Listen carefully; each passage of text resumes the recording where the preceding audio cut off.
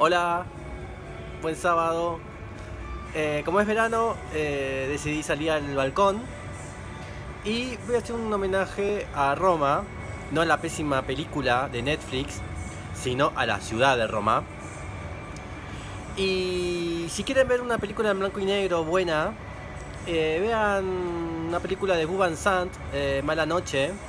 Pueden ver David Lynch, Eraserhead, Christopher Nolan, Memento, Aaron Aronofsky, Pi, The Artist, la francesa, y que sean películas nuevas pero hechas en blanco y negro. Nebraska también es en blanco y negro, de Alexander Payne.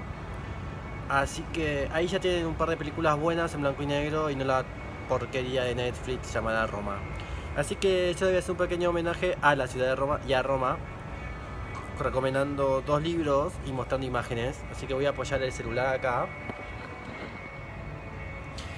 Y primero vamos a empezar por un director de cine que a mí me gustaron casi todas de sus películas, que es Pier Paolo Pasolini. Y voy a leer un fragmento de su libro La Divina Mímesis, que sería este. Está dividido por cantos y voy a empezar por el primer canto, por el canto 1. Y hay una parte, la que quiero leerles, creo que es esta. Bueno, voy a empezar todo el primer párrafo. Y bueno, en torno a mis 40 años, esta nota, así como las siguientes, no han sido escritas, me di cuenta de que me encontraba en un momento muy oscuro de la vida, y ya lo quisiera, en la selva de la realidad de 1963, año en que había llegado absurdamente poco preparado para esa exclusión de la vida de los otros, que es la repetición de la propia. Había un cierto sentido de oscuridad, no diría náuseas o de angustia. En rigor, en esa oscuridad, digamos la verdad, había algo de terriblemente luminoso, la luz de la vida, de la vieja verdad, si se quiere, aquella delante de la cual ya no hay nada más para decir.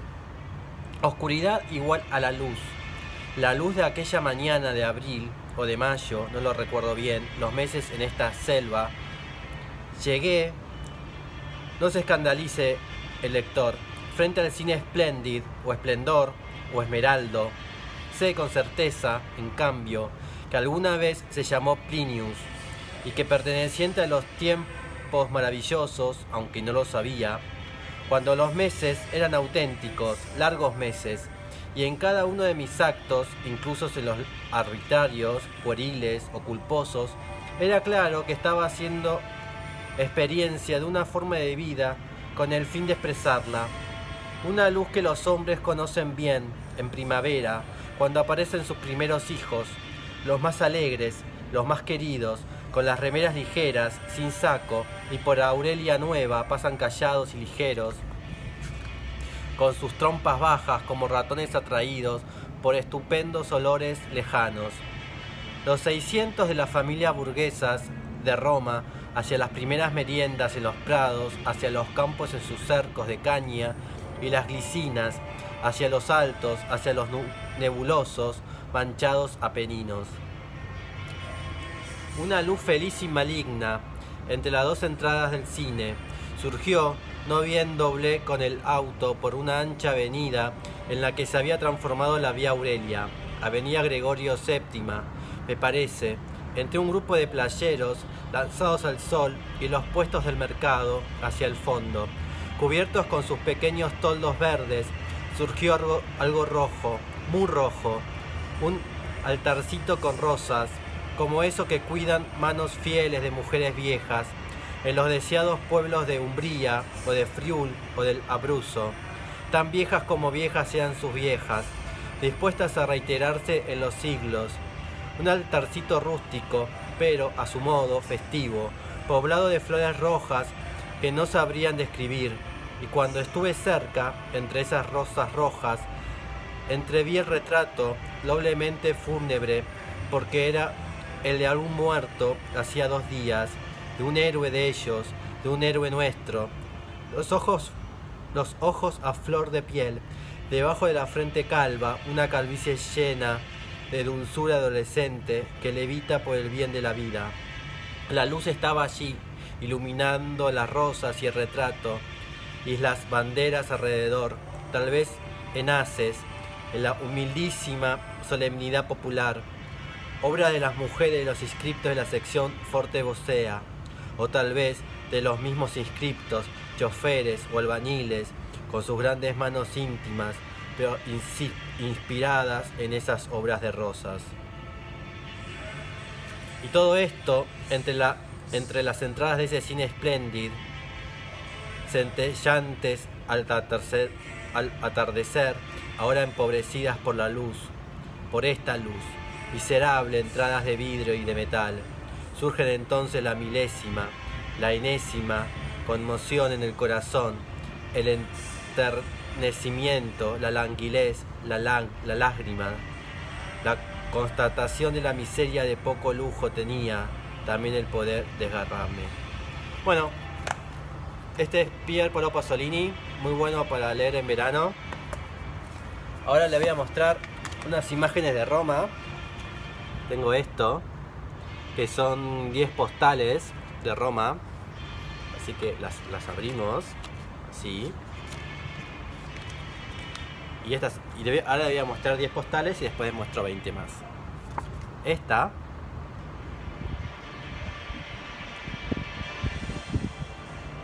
es la pirámide de Cairo, Cestio, en St. Paul, Roma.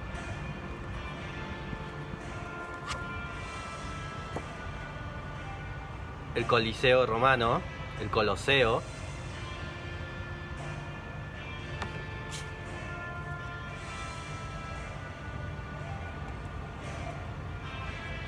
Otra del Coloseo.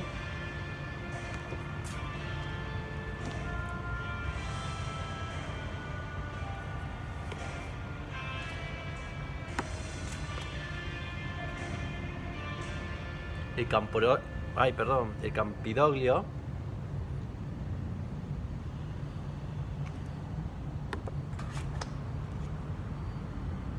El Arco de Tito.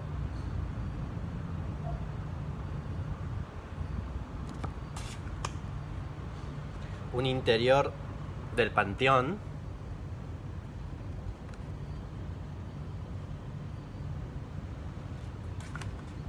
Y con esta imagen del Panteón de afuera,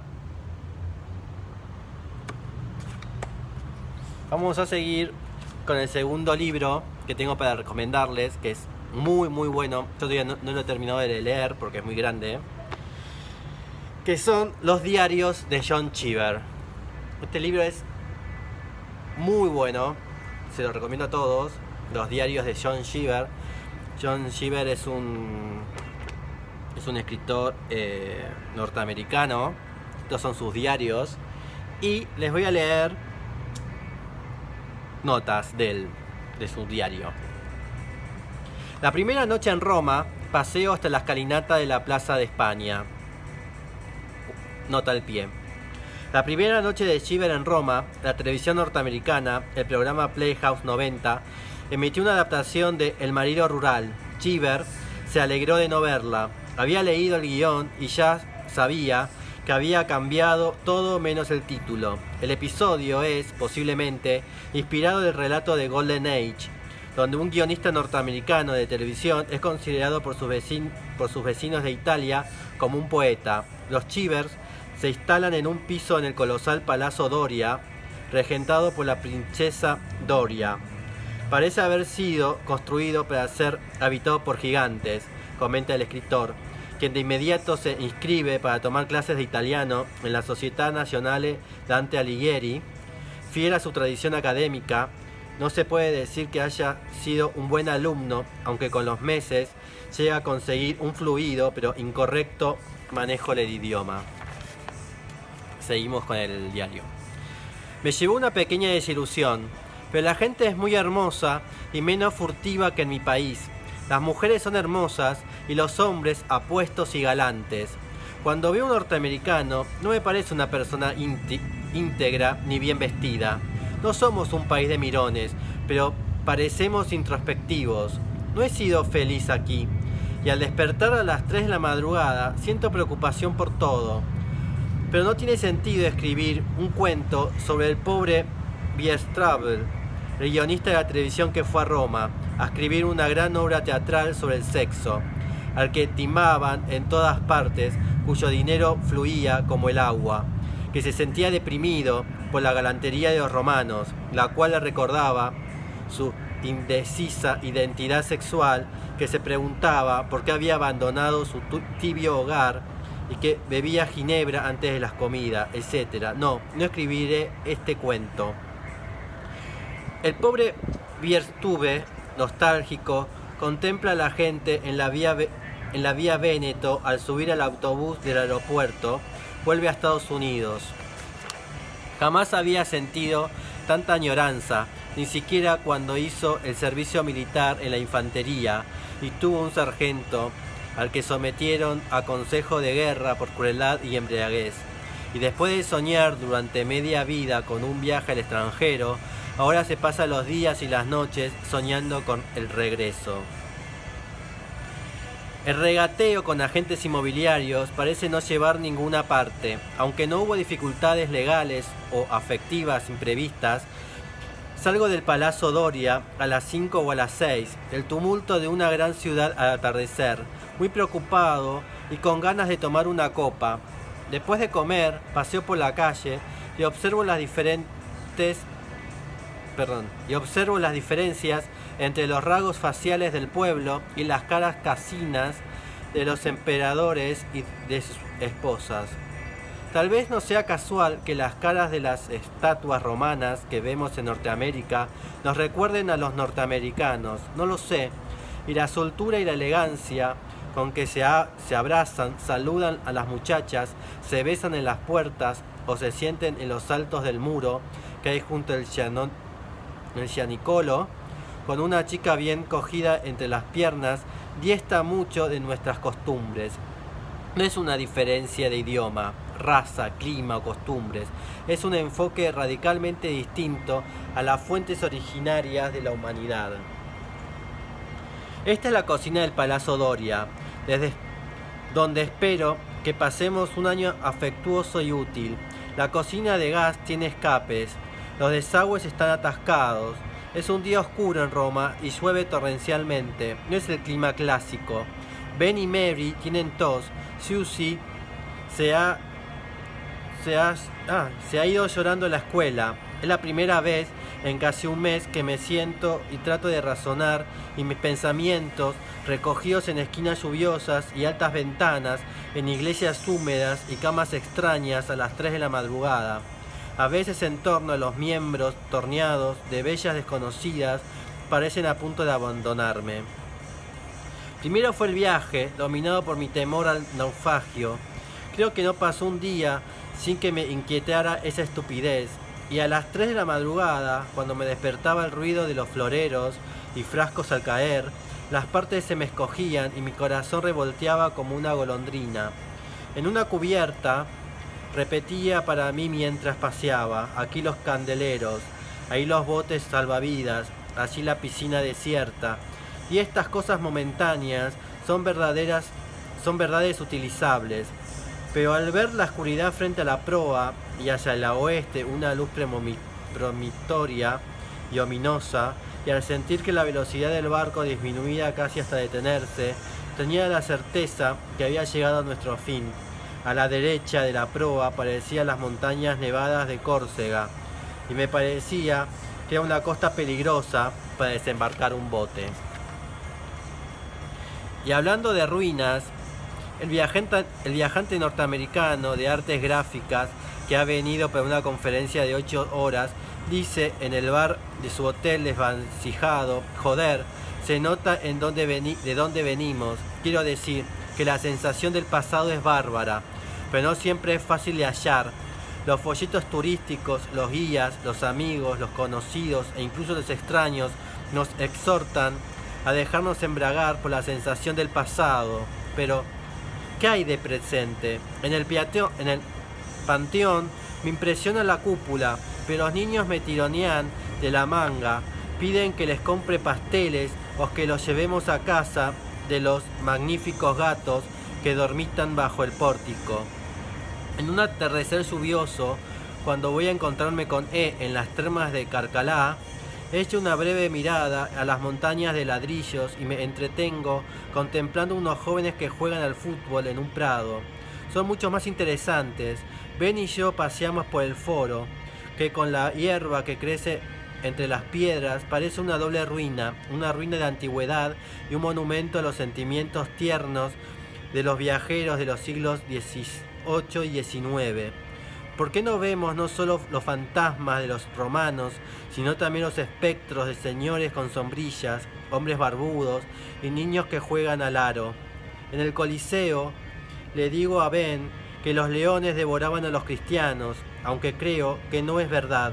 Me asombran los inmensos arcos exteriores, aunque no me embarga la sensación del pasado, como me sucedió en una oficina de contabilidad de Portsmouth. Nos esforzamos por sentir la presencia de los romanos y luego acariciamos un gato callejero. Aquí la nostalgia no es un conjunto de imágenes concretas que evoca el patetismo y la dulzura de la vida norteamericana.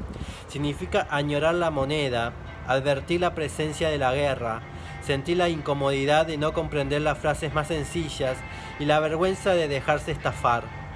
No añoro los ríos, los nombres de lugares ni los parques de las ciudades industriales. La verdad es que no. Es que vuestro pasado, decimos a los romanos y a los norteamericanos de provincias, tengo un pasado, casas, gentes, rasgos y un apellido antiguo. El Mediterráneo no forma parte de él, y sin embargo he soñado con el Mediterráneo durante 10 años. De alguna manera forma parte de nuestros sueños. La lluvia cesa al mediodía y los estados de ánimo de esta ciudad, o los míos, son inconstantes. El sol invade las calles, la vida es emocionante y bella, y el sonido de tantas fuentes relaja los nervios. Contemplo despectivamente a los norteamericanos de Piazza di Spagna, que al recibir una carta de allá abren el sobre y se detienen en mitad de la acera a leer las novedades de Pelham. Pero al recibir una carta, yo hago lo mismo.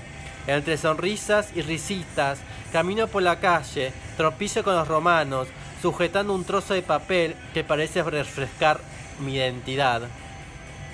Mary y yo comemos en una trattoria próxima al panteón. La fuente resplandece bajo el sol. Atravesamos el gran pórtico y los inmensos portales. Es imposible distinguir lo pagano de lo cristiano, pero la cúpula con su círculo azul se alza libre y triunfal. Como americano contemplamos la pintura desconchada y la mugre.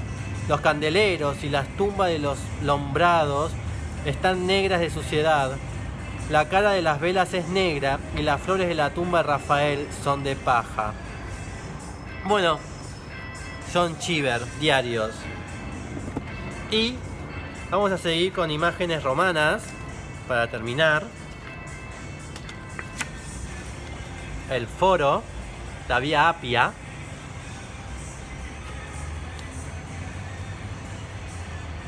Via di Fiori Imperiale.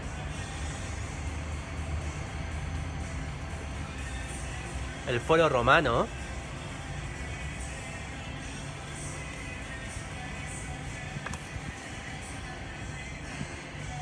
El foro romano.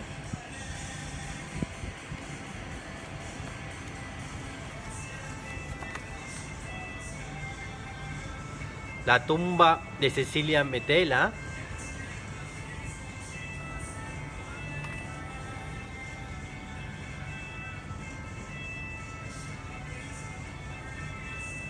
El Altare de la Patria. Altare de la Patria. Y por fin, el Arco de Constantino.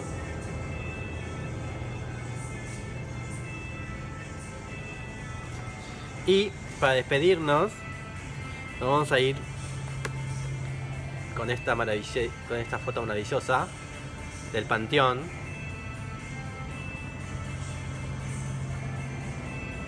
Y vean la película de Woody Allen, Roma.